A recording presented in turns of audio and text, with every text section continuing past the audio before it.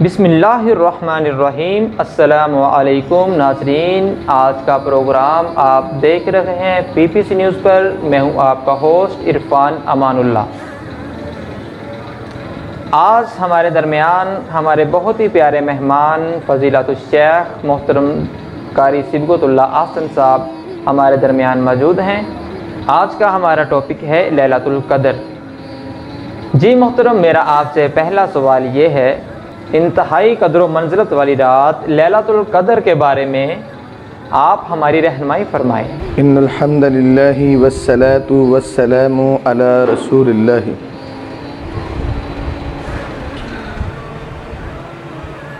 अल्लाह मालिकुल अल्लाम ने ये जो रात है अपने अंदर कदर व मंज़िलत बहुत ज़्यादा रखती है। इसकी सबसे बड़ी फ़जीलत और शरफ़ ये है कि अल्लाह ने इस रात के नाम पे एक स्पेशल सूरत नाज़िल की है, जिसे हम सूरतुल क़द्र कहते हैं। तो ये भी इस रात की फ़जीलत पे दलालत करने वाली बात है। फिर इस रात का सबसे बड़ा शरफ़ और फ़ज़ल ये है कि अल्लाह फरमाते हैं इन्ना अंज़लनाहु फ़ी लैलतिल क़द्र। इसी रात में रब्बे कायनात ने कुरान पाक का नज़ूल रखा है। ये भी इस रात के शरफ़ और फ़ज़ल की बात है। और इमाम कायनात मोहम्मद रसूलुल्लाह सल्लल्लाहु अलैहि वसल्लम की सही बुखारी में हदीस आती है, व नबी हुरैरा क़ाल क़ाल रसूलुल्लाह सल्लल्लाहु अलैहि वसल्लम। हज़रत अबू हुरैरा कहते हैं कि सरकार मदीना ने फ़रमाया है कि ये रात इतने शरफ़ और फ़ज़ल वाली बारात है, जो भी बंदा, जो भी फ़र्द बशर इस रात में अल्लाह के सामने खड़ा हो जाता है, मन काम लैलतुल क़द्र ईमान व इहतिसाबन गुफ़िर लहू मा तक़द्दम मिन ज़ंबिही। तो यूँ समझिए कि ये रात बंदे को धो के रख देती है, बंदे को गुनाहों से जला बख्शती है, गुनाहों से बंदे को पाक और साफ़ कर देती है। तो अल्लाह के नबी सल्लल्लाहु अलैहि वसल्लम की इस हदीस के मुताबिक जो भी बंदा इस रात को क़याम करता है, यानी सवाब की नीयत से अल्लाह के सामने खड़ा रहता है, तो इस रात का शरफ़ और फ़ज़ल ये है कि ये लैलतुल क़द्र वाली रात अगर उसे मिल जाए, गुफ़िर लहू मा तक़द्दम मिन ज़ंबिही, तो रब्बे कायनात इस रात की बरकत की वजह से, इस रात के शरफ़ की वजह से, इस रात की मंज़िलत की वजह से अल्लाह मालिकुल अल्लाम उस बंदे को गुनाहों से पाक और साफ़ कर देते हैं। तो इस रात के शरफ़ और फ़ज़ल के लिए ये बहुत बड़ा मुकाम है और बहुत बड़ी शान है कि इस रात की वजह से बंदों के गुनाह जो होते हैं वो धुल जाते हैं। और इस रात में ही अल्लाह ने कुरान मुक़द्दस का नज़ूल रखा है। और ये रात बड़े ही अल्लाह मालिकुल अल्लाम की रहमतों और फ़ज़ल को लेकर आती है। अल्लाह हमें इस रात की कदर नसीब फरमाए। माशाल्लाह, बहुत ही अच्छे अंदाज में आप फरमा रहे थे लैलतुल क़द्र के बारे में। मेरा आपसे अगला सवाल ये है, एक ही रात को बंदगी इबादत के लिए ख़ास किया जाता है, ये कहाँ तक दुरुस्त है? हाँ भाई इरफान, ये हमारे पाकिस्तान में अक्सर एक ही रात को लोग मुख्तस कर लेते हैं और बाकी जो ताक रातें हैं उनमें ना कोई जागना होता है, ना कोई बंदगी होती है, ना कोई इबादत होती है। ख़ासकर 27 की रात को अहमियत ज़्यादा दी जाती है और उसी में सभा लोग जमा होते हैं। बस एक रिवाज सा पड़ गया है, वरना यह है हो सकता है कि कभी ऐसे भी हो कि जो 27 में ही लैलतुल क़द्र हो, लेकिन हमें ये देखना चाहिए कि इमाम कायनात मोहम्मद रसूलुल्लाह सल्लल्लाहु अलैहि वसल्लम ने हमारी क्या रहनुमाई फरमाई है। क्योंकि अल्लाह फरमाते हैं लक़द कान लकुम फ़ी रसूलिल्लाहि उस्वतुन हसना। हमारे लिए तो नबी पाक सल्लल्लाहु अलैहि वसल्लम की ज़िंदगी आइडियल है, नमूना है। हमें ये देखना चाहिए क्योंकि अम्मा आयशा रज़ियल्लाहु ताला अन्हा की जो रवायत आती है ना सही बुखारी में, वान आयशा क़ालत क़ाला रसूलुल्लाह सल्लल्लाहु अलैहि वसल्लम, अम्मा ऐसा फरमाती हैं कि नबी मुकर्रम सल्लल्लाहु अलैहि वसल्लम ने फरमाया, जब ये आखिरी अशरा शुरू होता है तो इमाम कायनात मोहम्मद रसूलुल्लाह सल्लल्लाहु अलैहि वसल्लम ने इस हवाले से हमारी ये रहनुमाई फरमाई है कि तहर्रु लैलतुल क़द्र فی الوتر من العشر الاواخر من رمضان۔ تو نبی پاک صلی اللہ علیہ وسلم نے فرمایا کہ اگر آپ نے لیلۃ القدر کو پانا ہے، اس کو ڈھونڈنا ہے، تو لیلۃ القدر کی تلاش نبی پاک نے فرمایا اس کو آخری طاق راتوں میں تلاش کیجئے۔ کبھی یہ گھوم کر کے 21 میں آتی ہے، کبھی 23 میں آتی ہے، کبھی 25 میں آتی ہے، کبھی 27 میں آتی ہے، کبھی 29 میں آتی ہے۔ تو ہمیں کوئی بھی رات خالی نہیں جانے دینی چاہیے، اور ہر رات میں قیام کا اہتمام کیجئے، ذکر و اذکار کا اہتمام کیجئے، تلاوت قرآن کا اہتمام کیجئے۔ تو ہو سکتا ہے ان طاق راتوں میں سے ساری راتیں آپ جاگ رہے ہیں، کوئی بھی لیلۃ القدر آ جائے، اور وہ جو 1000 مہینے کا ثواب اللہ نے رکھا ہے تو وہ ہمارے نامہ اعمال میں درج کر دیا جائے۔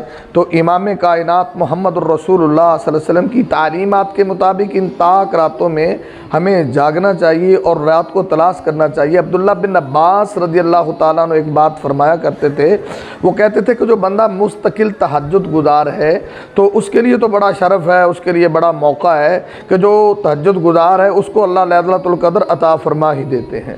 تو دعا کیجئے کہ ہم ان تمام راتوں میں کوشش اور کاوش جاری رکھیں، اور وہ قسمت والی جو رات ہے اللہ ہمیں ضرور نصیب فرمائیں گے۔ میرا آپ سے اگلا سوال یہ ہے، آخری عشرہ میں نبی مکرم صلی اللہ علیہ وآلہ وسلم کس قدر عبادت و ریاضت فرمایا کرتے تھے؟ جہاں تک آپ صلی اللہ علیہ وسلم کی عبادت اور ریاضت کا ہم تذکرہ کریں گے تو وہ تو پھر کیا ہی کہنے ہیں۔ نبی پاک تو عام حالت میں بہت زیادہ اللہ کی عبادت کیا کرتے تھے، ریاضت کیا کرتے تھے، اور جب یہ آخری عشرہ آتا تھا، صحیح مسلم میں آتا وَأَنْ عَيْشَةَ قَالَتْ قال رسول اللہ صلی اللہ علیہ وسلم یجتہد فی العشر الاواخر ما لا یجتہد غیرہ۔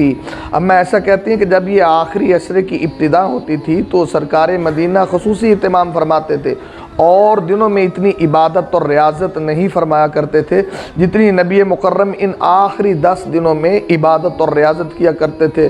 بلکہ دوسری حدیث جو اما ایسا کی صحیح بخاری میں آتا ہے کہ وَأَنْ عَيْشَةَ قَالَتْ قال رسول اللہ صلی اللہ علیہ وسلم کہ امام کائنات محمد الرسول اللہ صلی اللہ علیہ وسلم کی عبادت اور ریاضت کی یہ کیفیت ہوتی تھی کہ اللہ کے نبی صلی اللہ علیہ وسلم شد میزرہ، اللہ کے نبی صلی اللہ علیہ وسلم یہ آخری عشرے کے لیے کمر بستہ ہو جایا کرتے تھے۔ وَأَحْيَا لَيْلَهُ، تو امام کائنات محمد الرسول اللہ صلی اللہ علیہ وسلم ان راتوں کو جاگا کرتے تھے۔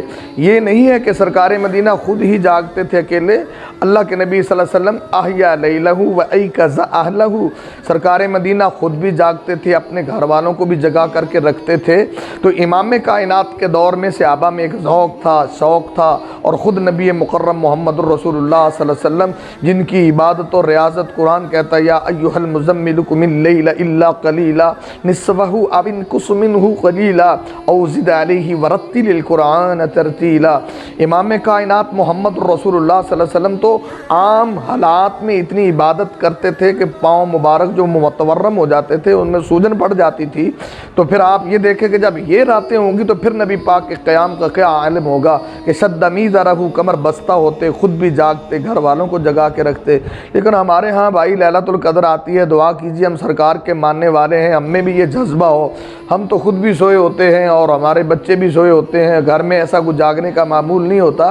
تو میری اپنے پیارے بھائیوں سے یہ گزارش ہے اور میری یہ التماس ہے کہ یہ ریکویسٹ ہے کہ ان 10 دنوں میں محنت کیجئے، خاص کر طاق راتوں میں خود بھی جاگیے، اپنے بیوی بچوں کو جگا کے رکھیے، کثرت تلاوت کیجئے، ذکر اذکار کیجئے، نفل و نوافل پڑھیے۔ تو پھر آپ دیکھنا کہ ان 10 دنوں میں جو کی ہوئی محنت ہے اس کا آپ کو ثمر ملے گا۔ اللہ رب العزت رحمتوں کے دروازے کھول دے گا، ٹینشنیں، پریشانیاں سب اللہ دور فرما دے گا۔ دعا ہے کہ اللہ رب العزت ان طاق راتوں میں ایک نہیں سبھی میں اللہ رب العزت ہمیں محنت کرنے کی توفیق عطا فرمائے۔ اگر یہ رات طاق راتوں کے ساتھ خاص ہے تو ہمیں کیسے علم ہوگا کہ یہ لیلۃ القدر کی رات ہے؟ ہاں، یہ آپ کا سوال کافی قیمتی سوال ہے۔ ہر ساتھی یہ پوچھتا ہے کہ کیسے پتہ چلتا ہے کہ یہ رات لیلۃ القدر کی رات ہے۔ تو اس سلسلے میں بھی سرکار مدینہ محمد رسول اللہ صلی اللہ علیہ وسلم نے رہنمائی فرمائی ہے۔ نبی پاک نے اس کی کچھ علامات بتائی ہیں اور ان علامتوں سے اندازہ ہو سکتا ہے کہ یہ لیلۃ القدر کی رات ہے۔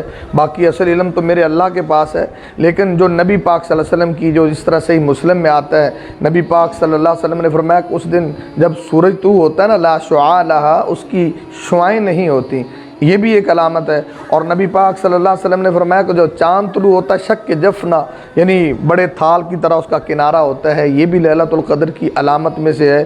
اور جس طرح صحیح الجامع میں نبی پاک صلی اللہ علیہ وسلم نے فرمایا ہے کہ اس دن سورج کی یعنی کہ وہ تمازت کم ہوتی ہے، اور اسی طرح امام کائنات کی صحیح بخاری کے حدیث سے اندازہ ہوتا ہے کہ اس رات میں بارش بھی ہو سکتی ہے، جب ہلکی ہلکی کوئی بوندا باندی ہو تو یہ بھی لیلۃ القدر کی علامت پہ دلالت کرے گی۔ اور اسی طرح اور بھی لیلۃ القدر کی علامات ہیں۔ نبی پاک نے ابن خزیمہ میں فرمایا ہے کہ اس رات میں موسم جو ہوتا ہے نا وہ درمیانہ سا ہوتا ہے، نہ زیادہ سردی ہوتی ہے نہ گرمی ہوتی ہے، یعنی ایک اچھی فضا کا موسم ہوتا ہے، یہ بھی لیلۃ القدر پہ دلالت کرتا ہے۔ ہاں ہمارے ہاں بہت ساری غلط باتیں مشہور ہیں لیلۃ القدر کے بارے میں، یہ تو وہ علامات ہیں جو سرکار مدینہ نے بتائی ہیں، اور کچھ ایسی ہیں جو لوگوں نے اپنی طرف سے بنا رکھی ہیں۔ کہتے ہیں جب لیلۃ القدر آتی ہے تو وہ شاخ درخت جو ہیں وہ جھک جاتے ہیں، سجدے میں پڑ جاتے ہیں، یہ کوئی حقیقت کے ساتھ بات تعلق نہیں رکھتی۔ یا وہ کہتے ہیں کہ پانی، کئی لوگ کہتے ہیں پانی الٹی سائڈ پہ چلنا شروع ہو جاتا ہے، اور کچھ لوگ یہ کہتے ہیں کہ جب وہ لیلۃ القدر کی رات آتی ہے، کچھ لوگ کہتے ہیں کہ میں نے دیکھی تھی۔ بھائی وہ دیکھنے کی تو چیز نہیں ہے، آپ نے وہ کیسے دیکھ لی؟ نبی پاک صلی اللہ علیہ وسلم نے ایسے نہیں بتایا اور صحابہ نے نہیں بتایا۔ تو کچھ لوگ تو یوں کہہ دیتے ہیں کہ میں رات کو ادھر پانی لگانے گیا تھا، میں نے دیکھا کہ درخت زمین پہ جھکا ہوا تھا۔ کچھ لوگ پانی رکھ کے دیکھتے ہیں کہ پانی جو ہوتا ہے نا وہ جی کھارا پانی میٹھا ہو جاتا ہے، یا پانی کا ذائقہ چینج ہو جاتا ہے۔ تو یہ ساری باتیں ہمارے اپنی طرف سے یہ ہم نے بنا رکھی ہیں، لیکن حقیقت یہی ہے کہ نبی پاک نے جو رہنمائی فرمائی کہ جب اس دن سورج طلوع ہوگا اس کی شعائیں نہیں ہوں گی، چاند جو ہوگا اس کا تھال کنارہ بڑے تھال کی طرح ہوگا، اور یہ نبی پاک نے فرمایا صحیح بخاری سے کہ وہ رات ایسی ہے کہ بارش بھی ہو سکتی ہے، موسم نہ زیادہ سرد نہ گرم۔ یہ باتیں صحیح ہیں، اور جب آپ ایسا موسم پائیں تو سمجھ لیں اللہ رب العزت نے لیلۃ القدر جو ہے وہ آپ کے مقدر میں رکھ دی ہے، اور اللہ رب العزت نے آپ کے نامہ اعمال میں وہ ثواب جو ہے نا وہ درج فرما دی۔ رمضان المبارک کا آخری اشرہ جاری ہے۔ جن لوگوں نے پہلے 2 اشروں میں سستی کا مظاہرہ کیا ان کے لیے کیا نصیحت ہے؟ جی الحمدللہ، یہ بھی سوال قابل غور ہے کہ کچھ میرے بھائی جو سستی میں پہلے 2 اشرے گزار چکے ہیں، ان کو چاہیے کہ یہ آخری اشرہ بڑی قدر و منزلت والا اشرہ ہے، اور اس اشرے کے ساتھ بہت ساری باتیں خاص ہیں۔ اس اشرے میں اللہ رب العزت نے ایک عبادت جو اعتکاف رکھی ہے، اس اشرے میں پھر لیلۃ القدر رکھی ہے، اس اشرے میں لیلۃ القدر کا اس اشرے میں قرآن کا نزول ہے۔ تو جو میرے بھائی پچھلے 2 اشروں میں سستی برت چکے ہیں ان کو چاہیے کہ اب بھی اللہ کی طرف آ جائیں، کیونکہ اللہ رب العزت تو روزانہ ہی آسمان دنیا پہ تشریف لاتے ہیں۔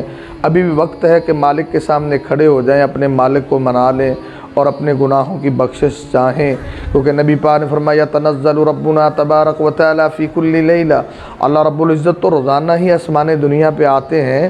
تو بھائی یہ آخری 10 دن جو ہیں یہ رمضان المبارک کی گھڑیاں پھر پتہ نہیں کسی کو نصیب ہونی ہے کسی کو نہیں ہونی، آئندہ رمضان کسی کی قسمت میں ہوگا نہیں ہوگا۔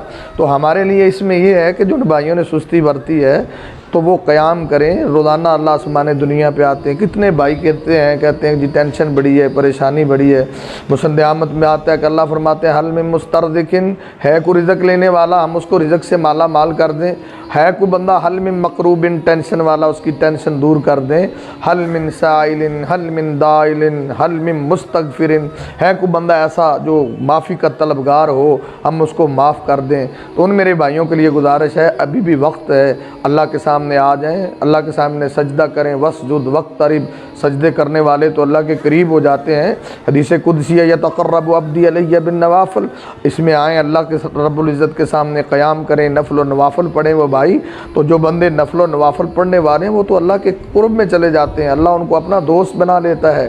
تو میرے بھائیوں نے اگر 2 اشرے سستی میں گزارے ہیں اس اشرے کو قیمتی جانیں اور اس اشرے میں آئیں اور اللہ کے سامنے قیام کریں، رکوع کریں، سجدہ کریں، تلاوت کریں، گناہوں کی معافی مانگیں۔ اللہ رب العزت تو ہمہ وقت کہتے ہیں کہ میرے پاس آؤ جب بھی تم حکومت پنجاب ایجوکیشن فاؤنڈیشن سے مالی معاونت کا حامل ادارہ دی علی گڑھ ہائی اسکول ضلع بھر میں پہلی 3 پوزیشن حاصل کرنے اور ہر سال 100% رزلٹ حاصل کرنے والا واحد ادارہ، فری داخلہ، فری تعلیم، فری کتابیں اور کوالٹی ایجوکیشن، ہر کلاس روم میں CCTV کیمروں کے ذریعے نگرانی، موبائل کالز کے ذریعے بچوں کی مکمل رپورٹ، بجلی کی عدم موجودگی میں جنریٹر کی سہولت، بچوں کی اخلاقی اقدار اور خوشخطی پر مکمل توجہ، کوالیفائڈ اور محنتی سٹاف، ہر فلور پر الیکٹرک واٹر کولرز کی سہولت، خوبصورت اور کشادہ بلڈنگ، صاف ستھرا ماحول،